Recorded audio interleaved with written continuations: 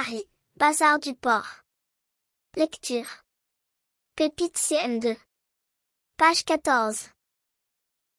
Je tout habitait un endroit assez difficile à décrire car, à première vue, cela aurait pu être un bric-à-brac d'objets étranges, un musée des extravagances, un dépôt de machines hors d'usage, la bibliothèque la plus chaotique du monde ou le laboratoire d'un savant inventeur d'engins impossibles à nommer.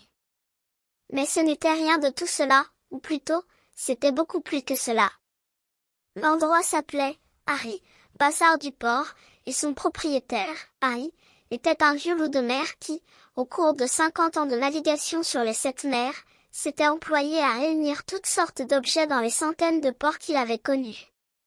Lorsque la vieillesse s'installa dans ses os, Harry décida de troquer sa vie de navigateur contre celle de marin à terre et d'ouvrir le bazar avec tous les objets qu'il avait réunis.